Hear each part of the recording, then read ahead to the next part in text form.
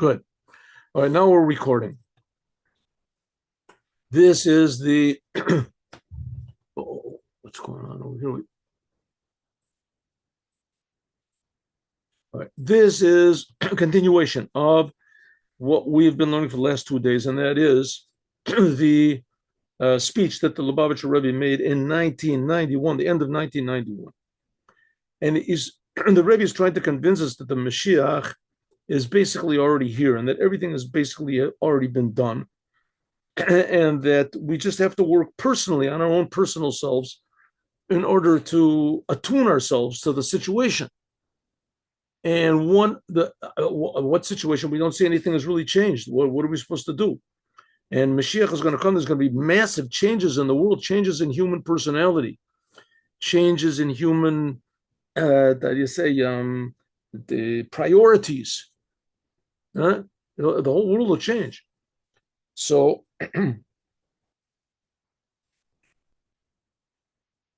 what do we see? How do we see the world has changed? So the Rebbe said, look at France. Okay, France. Okay, main thing is, the main accomplishment of the Moshiach is that people will know God. That's the main accomplishment of Moshiach. That there's not going to be any wars anymore and that there will be plenty in the world. That's all a result of everybody knowing God. And the prophet Isaiah says, and that's how the Maimonides ends up when he talks about Moshiach. He says, that's like the end of his book, is that the world will be filled of the knowledge, the awareness of God, like water fills the ocean. And just like when water fills the ocean, you see the water, you see it. And especially the fish that are in the ocean, they live in the water. The water is their life. So also everyone will see and feel that God is our life. So God is not like, some sort of a human form sitting up on a cloud or, something like that. God is infinitely more real than we can possibly imagine. He's creating us, our very existence. And I mean, we're pretty sure that we exist. That's nothing compared to the certainty that we'll have that God is creating us. Infinitely more. Okay, so where do we see that the world is starting to become more certain of the existence of the Creator? Perhaps the greatest, most blatant example is France. France, especially in the time of Napoleon, was the flag bearer of atheism. Some of the major philosophers of France, like the ones they're really proud of, were like super atheists, super atheists, that God does not exist and that you have to do it on your own. There's no meaning to the world. There's no anything to the world. There's just do whatever you want, basically, but you'll eventually come to know what's right. Okay. So, and the ideas of France became tremendously popular. They had a tremendous effect to this very day on all of mankind, right? All of mankind. And that, the American Revolution sort of came from that, even though America distanced itself from France. They didn't like the godlessness of France. America was founded originally as a godly country, a religious country. Freedom of religion was a basic essence of what America. I think that's the first, third of the. I don't know the Constitution that well. Anyway, freedom of religion, a very basic right of man, not freedom from religion. And France was basically freedom from religion. All the kings and everything like that, they were all like sort of religious people. They were under the church, under the Pope, under this. And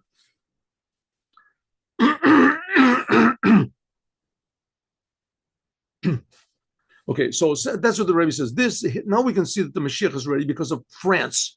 We can see that the whole big novelty that there is in the world now, that we can see Mashiach is here, is from France. The Achas Lamid is France, Sarfat. And the power, and this was especially because of the previous Lubavitcher Rebbe.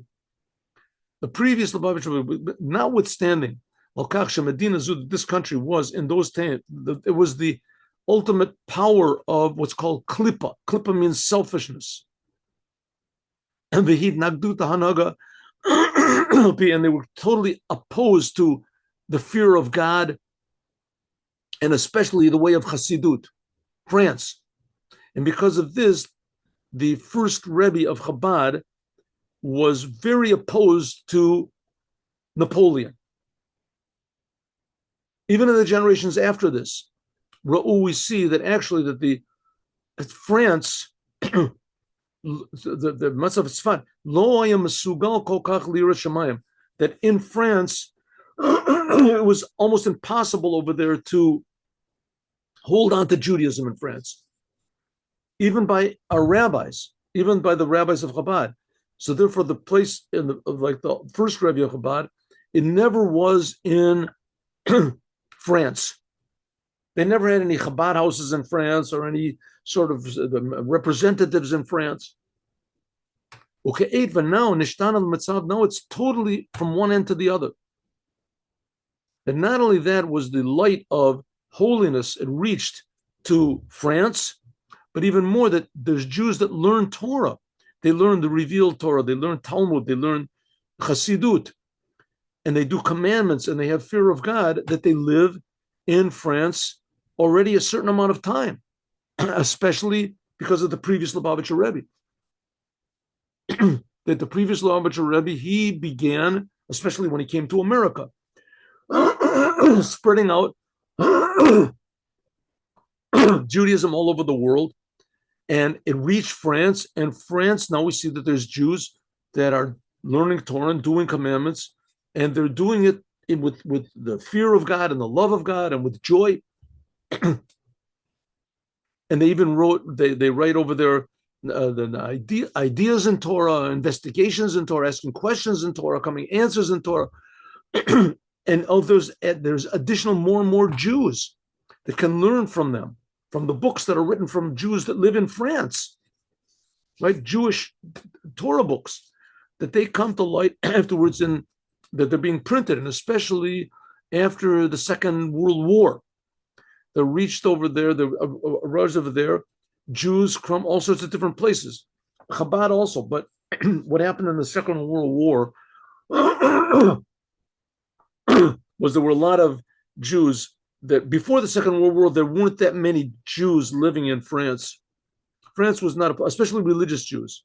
There weren't that many. There were small numbers, but there wasn't living in France. It was very this.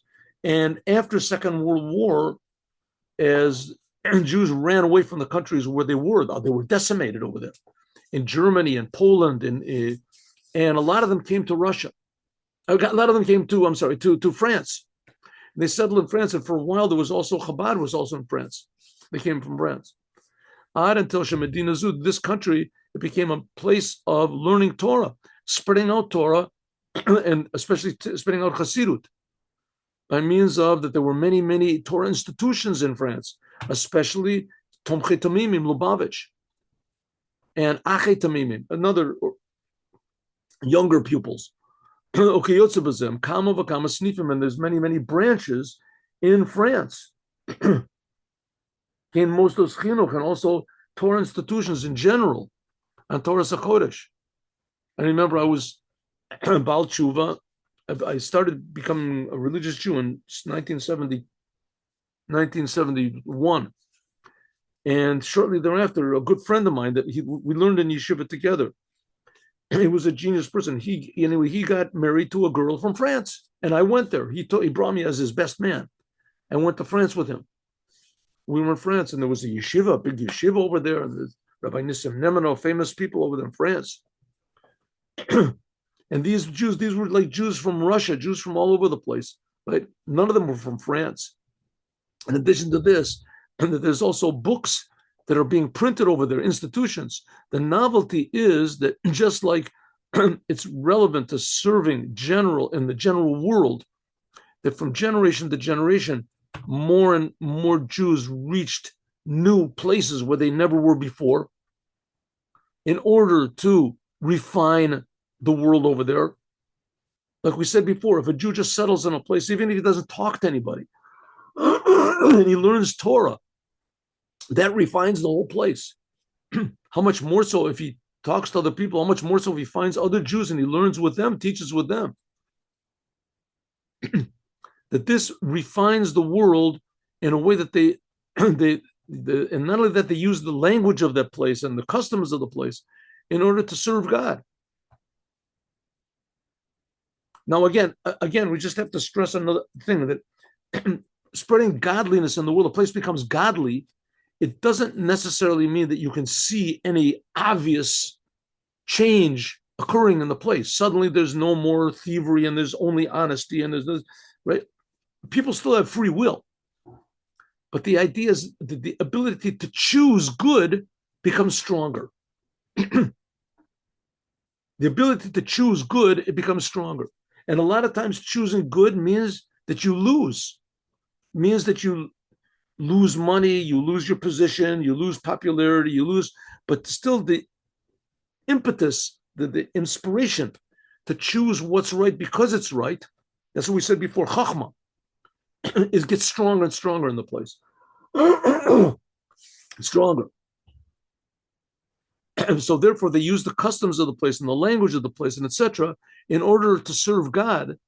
Asher b'meshech hadoros, in the course of generations, it happened more and more until in the last generations, especially the lowest place in the world, which was France, which was actively against Torah, against God, that notwithstanding the fact that it was at one time the lowest place in the world, it was like actively against godliness and Judaism, and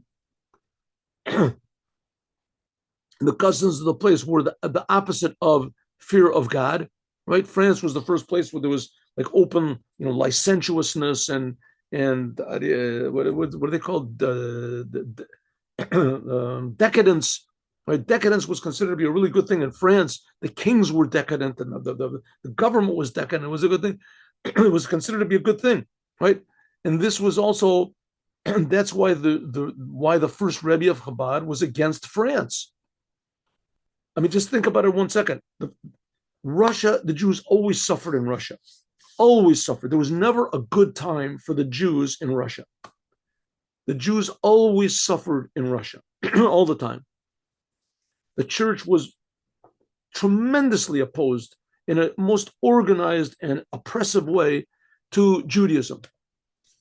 And nevertheless, Judaism succeeded. Like it says in Egypt, it says the more they oppressed them, the more they increased, the Jews. And France, on the other hand, was very friendly, right? It was very friendly. That was the place where Jews were intermarrying, and they were this, but there's no open battle against Judaism. They didn't take Jews and kill them, put them in jail. And nevertheless, the Alter Rebbe, he said that if Napoleon wins, when Napoleon attacked Russia, if Napoleon wins, it'll be good for the Jews physically. It'll elevate the glory of the Jewish people physically, but spiritually, it'll be a tragedy. Spiritually, it'll be awful. Right? Jews will be chosen to the highest places. Jews in Russia, in France, Jews were chosen to the highest places. Jews, even though France, that was the whole thing with the Dreyfus trials. There was tremendous anti-Semitism in France. Tremendous anti-Semitism. Okay, but nevertheless, if you wanted to leave Judaism and you wanted that, you were accepted. Which is not the case in Russia. In Russia, there was always opposition. Nevertheless, the Alter Rebbe favored Russia over France because he said if Russia loses, then it'll be great for the Jews physically. The world will see how great the Jews are, and the Jews will be elevated. The Jews will be professors. The Jews will be this. The Jews will be that. Right? But spiritually, it'll be a Holocaust. It'll be awful. And Russia, visibly on the surface, it'll be terrible. But spiritually, it'll be wonderful. Spiritually, like Judaism will not be, the essence of Judaism, godliness will not be attacked. After all, the Russians, their religion, they respected God. They were religious people. They had, right, all of the religion, the whole religion of the Christian religion, the good things in it comes from the Torah. Don't kill, don't steal. Those things are not written in the Gospels. So the church, in a way, had that kernel of Judaism in it. At least there was God. God is caring. Right? God cares. In France, it was not there at all. France, not there at all. Says in France, so we refined France until exactly the opposite. They could even use the customs of the place in order to spread out Torah and the commandments. And now in France, it's totally different, right? Now in France, it's totally different. There's a total acceptance of religious Jews, 100%. We can say that the power to do this comes from the fact that it was by the Rebbes themselves, and especially by the previous Rebbe, Makomo Makavua, the place of the Rebbes until the previous Lubavitcher Rebbe was in Russia. Right? All the Rebbes were in Russia.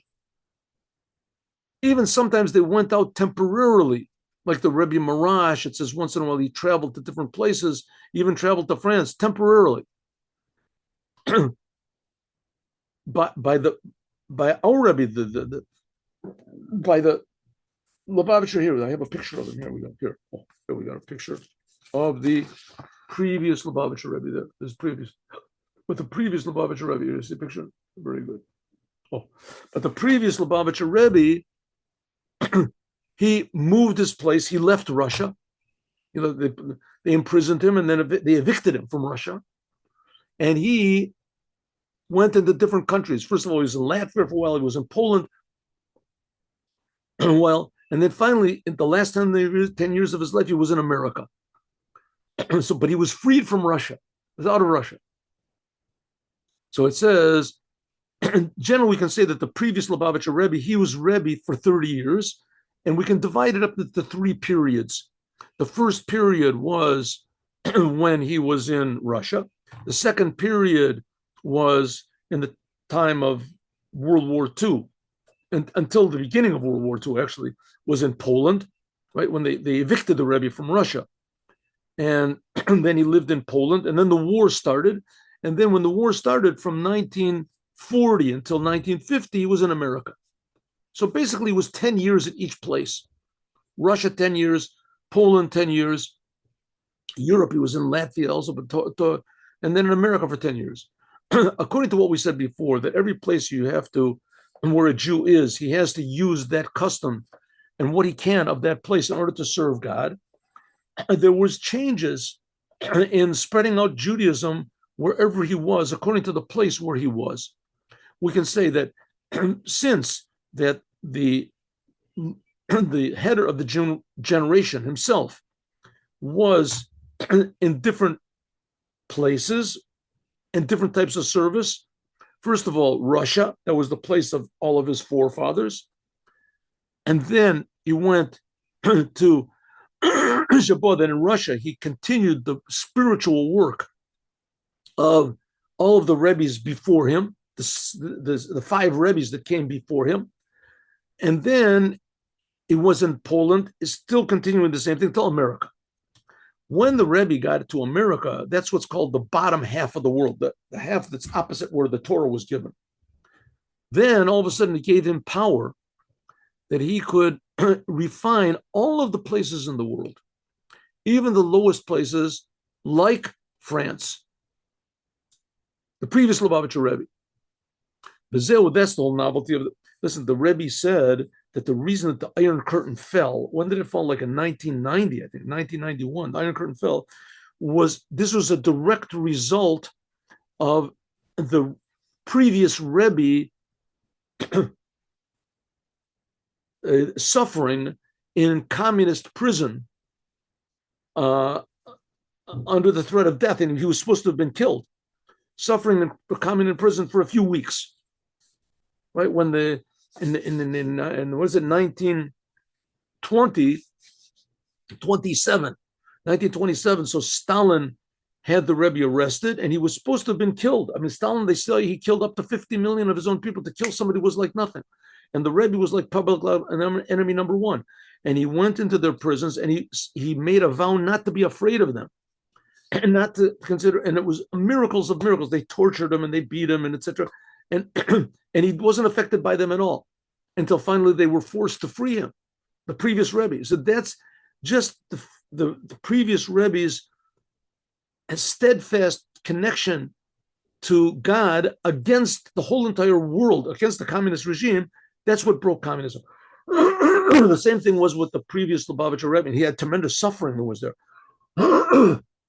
And you didn't see anything. You didn't see anything that really changed anything until all of a sudden, pop, the whole country, the whole communism just fell apart, right? And like a couple of weeks, just the whole thing just fell apart. Well, the same thing is with France. The previous Rebbe sent messengers. He sent emissaries to France, until finally he made a change there. And we can see the change wasn't exactly the same drastic change that happened in Russia. The communism fell. But if you look at it, you'll see that the change was an immense change that occurred in Russia, in France, to the degree that now in France, not only is it a place that they allow learning Torah, it's a place, and it's conducive to Torah. It's a place where Torah is growing and spreading out to the whole rest of the world, like we see in a revealed way in France.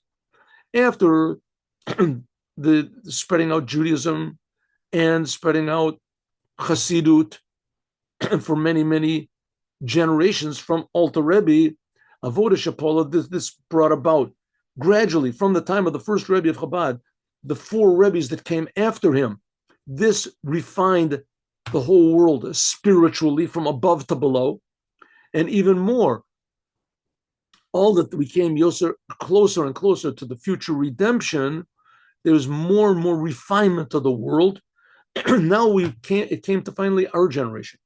The previous Lubavitcher Rebbe, that he gave an extra power, and he was given extra power, even higher, to purify the entire world, even in places where the other previous five Rebbes before him couldn't refine, and that's France. And in a general way, this beginning of service began with the Rebbe Marash, and we're going to tell the story. I'll tell the story afterwards. The story of the Rebbe Marash, Rebbe Shmuel. He was the fourth Rebbe of Chabad, that he went several times to France, and he made over there in France Bali Tshuva. He made Jews, non-religious Jews, return to their true Jewish identity. In addition to the fact that he also did things of Torah and Chassidut, other things he did over there, refining in general the atmosphere of France.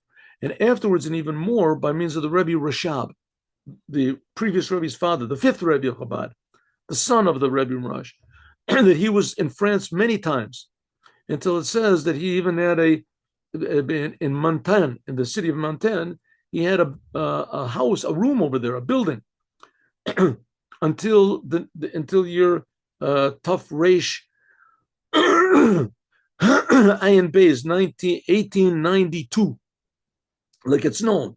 And also he wrote over there some Chassidut, part of the Chassidut of Tafresh Ayin Beis, very long, beautiful, deep Maimorim that he wrote in France, the fifth Rebbe of Chabad. But the main thing, the main refinement that happened in a way that's set, this was made in the previous Lubavitcher Rebbe.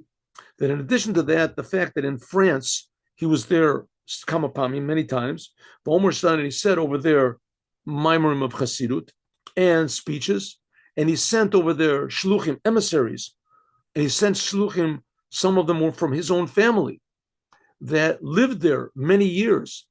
The Avdu Avodasam, and they learned Torah, and they taught Chassidut.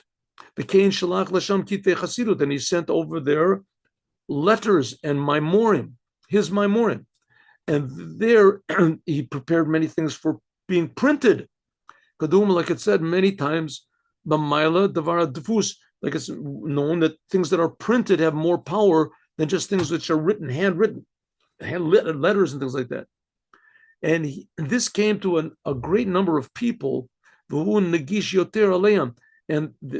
it was printed, the ideas of Chassidut were printed and distributed in France, and a lot of them were translated into French, which is not the case if it was just handwritten. This is only relevant to certain people. If it's handwritten,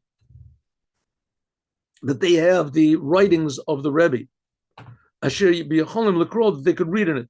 But especially when you print something new, that there is a special dearness in it. People see something new, they want to read it.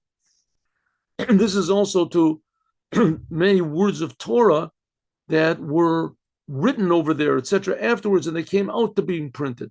So what's the Rebbe saying?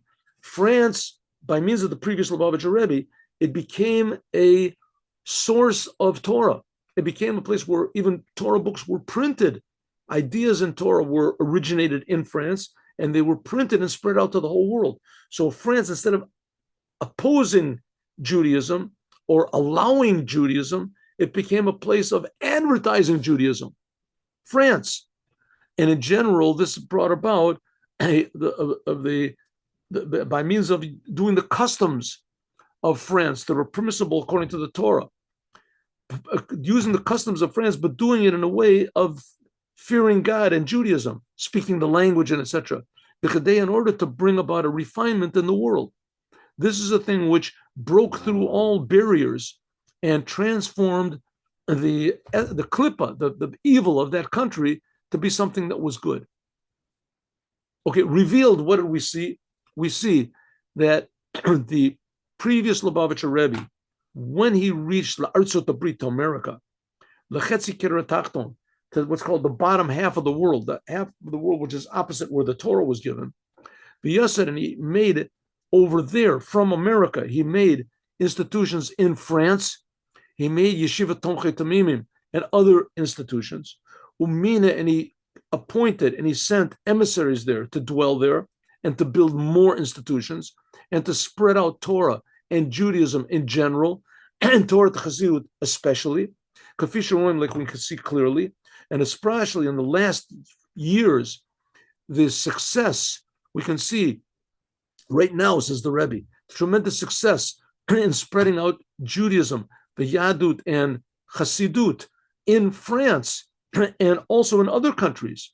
But often in a way, the Holech or Mosif or increases. In Italy, there's a big Chabad houses in several places in Italy, and almost open. In Russia, there's not what to talk about. There's huge Chabad houses spread out to Russia, Ukraine also. But until in a way that is continuing the Nosaf Nasi and Dorenu, that the previous Lubavitcher Rebbe gave power to continue holiness in this physical world.